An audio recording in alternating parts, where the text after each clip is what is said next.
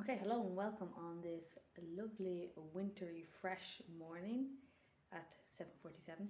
Um, basically, winter is here. It's feckin' freezing and it's probably going to get colder. Woo!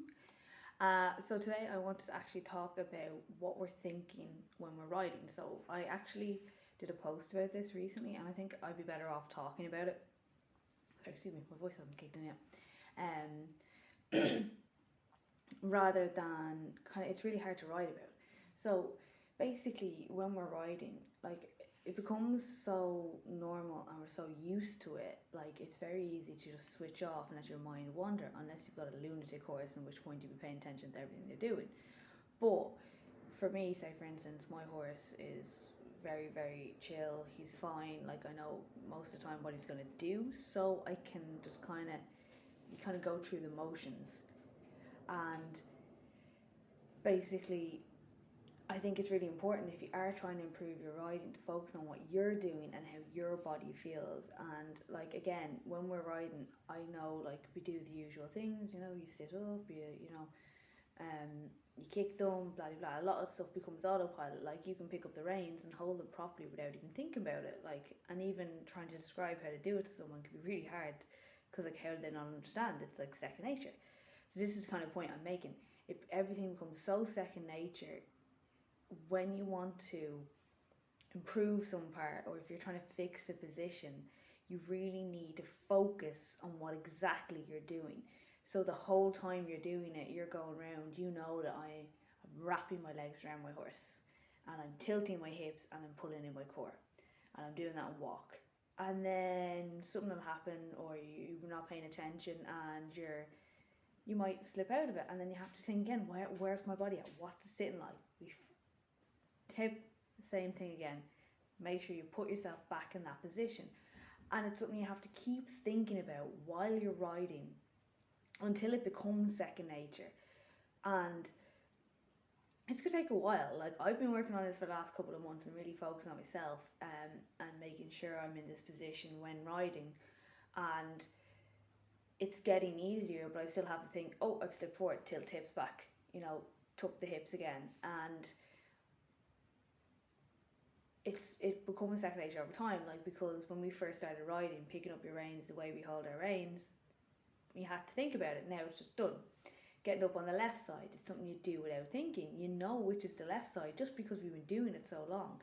You know to rise the trot in a certain time. You can even feel it when you're on the wrong diagonal. A lot of people.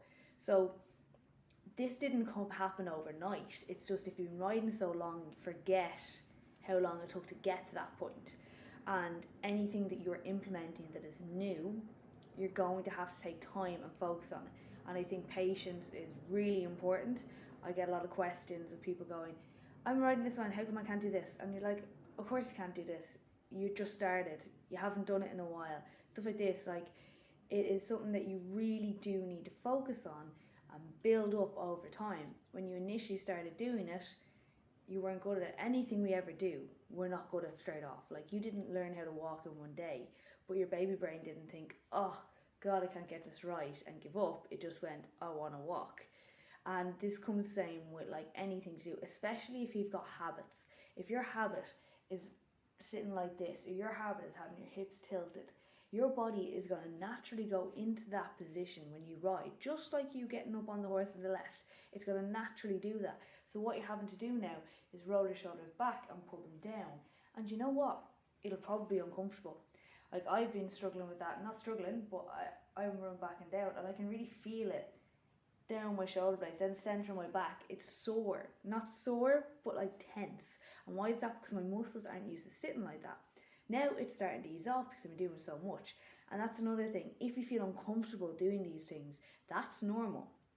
It doesn't mean you're doing something wrong, and it doesn't mean you have to stop. It just means that your body isn't used to being in that position. Those muscles aren't used to being activated in that way, and they're getting tired quicker. You're used to sitting in a certain way. This happens with everything when it comes to exercise. The way you stand, the way you walk, anything like that. If your body is not used to doing it, it's going to be difficult to hold it that way and keep it that way. And we forget these things because we just assume if I do a change, it's going to happen overnight, which it's not. Nothing does come overnight, and when our body gets so used to doing certain positions and sitting in a certain way, other muscles become weaker, and that's why we feel that tension, or that, like, it's not really comfortable trying to do it, because the muscle isn't used to doing that. So these are all normal things that we forget or we don't think about because we can't get it straight off.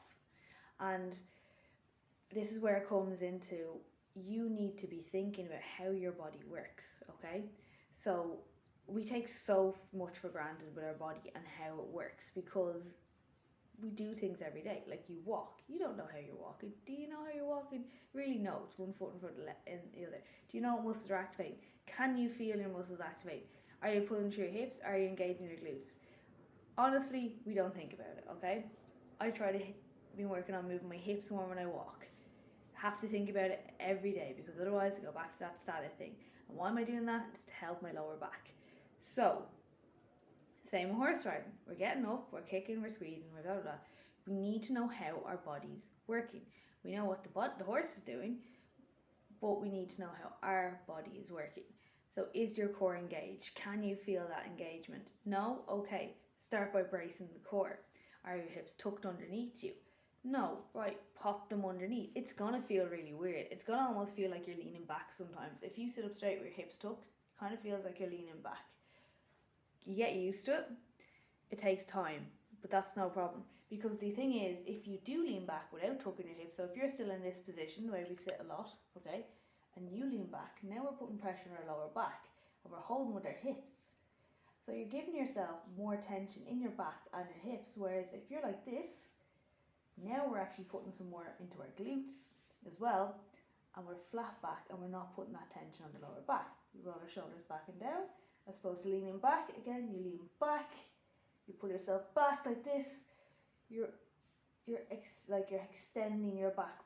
You're putting pressure on your back. You roll your shoulders back and down. We're flat, okay?